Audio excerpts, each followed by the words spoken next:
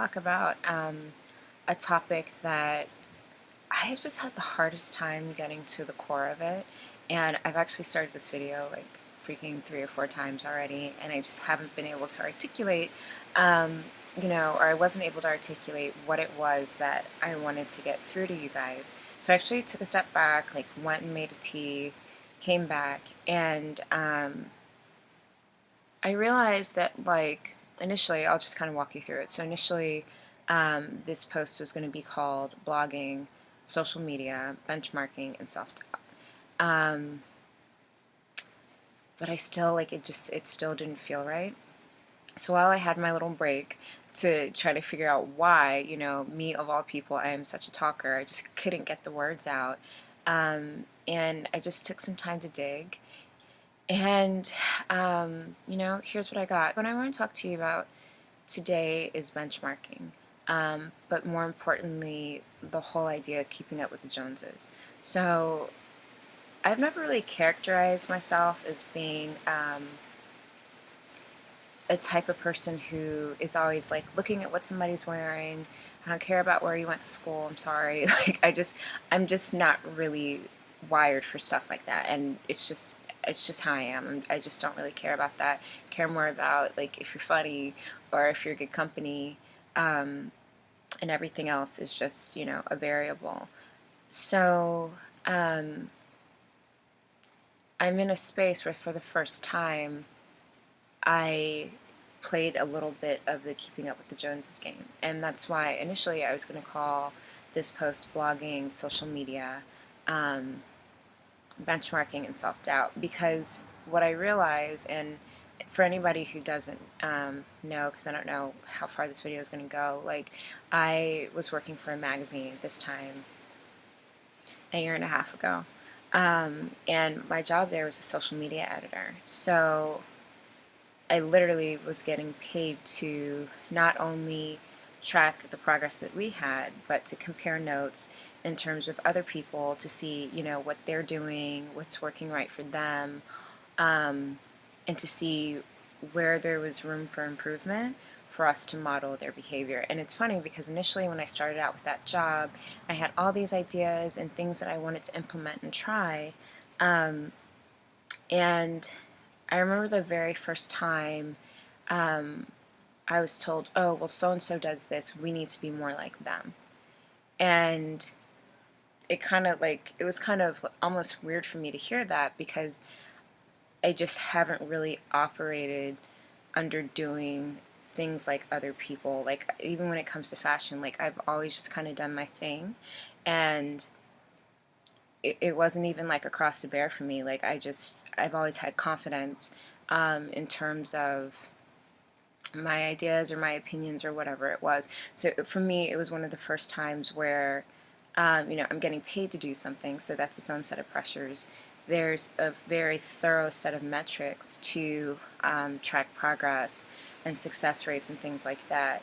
So the pressure to conform and to be part of the pack, it was kind of a new thing for me. And what I realized is that operating in that way brought out a side of me that I hadn't had before. So keep in mind, during that same time, I was just starting the coffee break. Thank you for being here. And I had just started my nonprofit.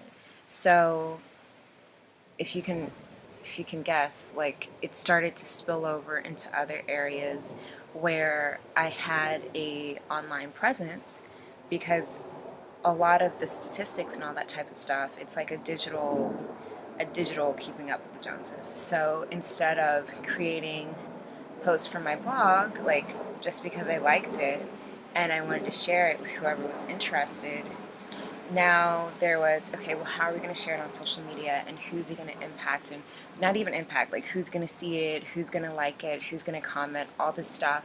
And there was just like this driving force behind more people, more follow, more likes.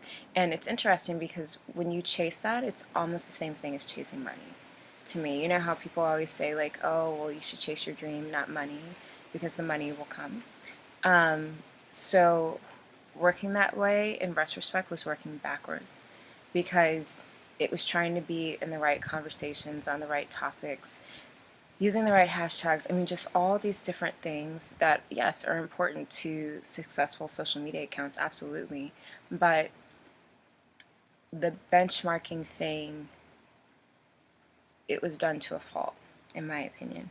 And I'm obviously responsible for some of that, but it's been like, a year and a half now, and it has carried over into the coffee break. It's carried over into Mia's closet. So I remember one day I was like, tired of feeling this way, a little, embarrassed, to be honest with you, that I even cared about any of this, because it's like shallow, and there are like so much more important things in the world than being concerned about like how many people are visiting your blog.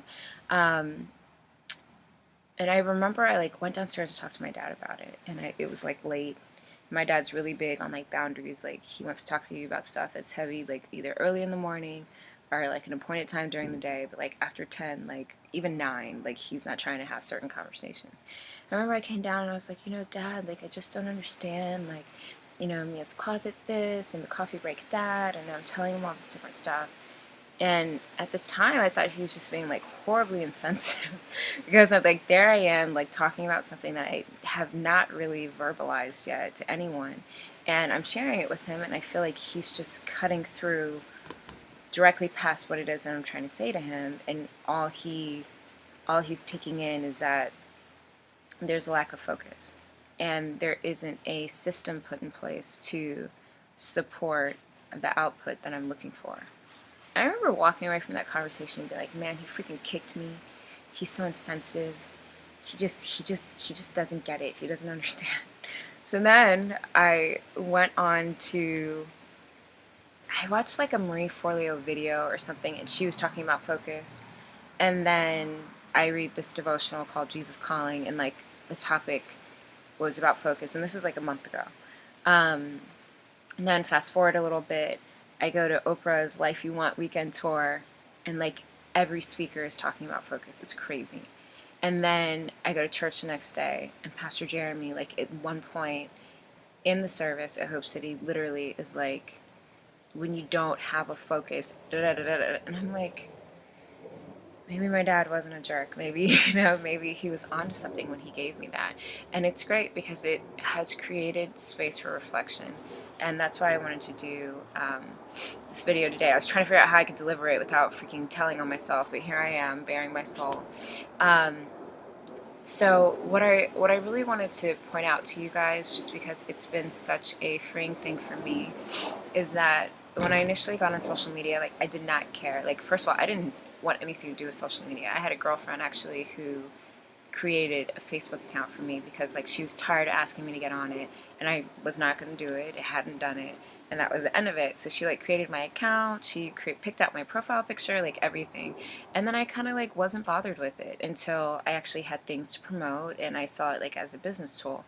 So I say all that to say, like Instagram, I was really late getting on Instagram. I think it had been around for like a year or two before I even had like 3 decent posts up. I mean, seriously, it just didn't seem like a useful way to use my time, so I just wasn't interested. And it's so funny because I went from being like a non-user to being like a super user, where I'm like managing different accounts, I'm tracking statistics, I'm looking at trends, I'm looking at all these different things.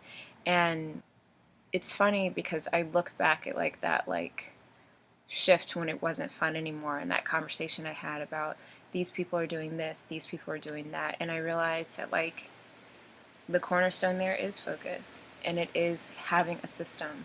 Because if I had had certain things in place when that conversation happened, I would have had a game plan to support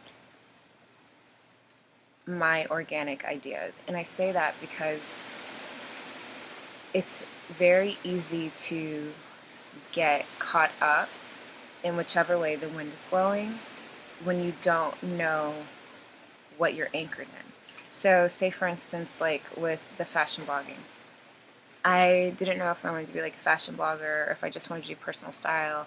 Didn't know if I wanted to market myself as a stylist. Like there were just so many different things that I was trying to figure out what I would do. So I would just look at the popular girls on Instagram who I like their content. So like Song of Style, Native Fox. There were just a few girls who I thought they did such a great job of like flawlessly managing their account and their brand, and I was just so impressed with it. And what I've come to realize is that benchmarking is only really bad when you don't have your own voice. So if I had been looking at those different accounts with my own game plan, that's a completely different scenario as opposed to just kind of being like, oh, okay, well, she does this, and okay, well, she does that, and okay, well, they're doing this and they're doing that, and then you're just kind of like spinning your wheels trying to figure out where that leaves you. And for me, it just has been such like a freeing thing to realize that none of that at the end of the day should be the defining factor on how you run your blog, how you run your social media accounts, how you run your personal life. None of that should be like the anchor, because when you have a clear idea of your focus, of your vision, of your path, and the system and structure that you have put in place around it, you're not going to be as easily influenced by what other people are doing. And it sounds like such like a trivial conversation to be having, because I'm like, I'm grown, like I'm not really caught up in that, but like this is the one area where I feel like it was almost a sneak attack, because I just wasn't prepared. It's just that simple. It wasn't something that I even knew that I had to be thoughtful about. So I say all that to say that I do have a few recommendations of things that I've implemented for myself, and I want to share them with you guys, because if there's anybody else who can relate to what this is like, it can be a little exhausting. Want to be free, live my life without the worry.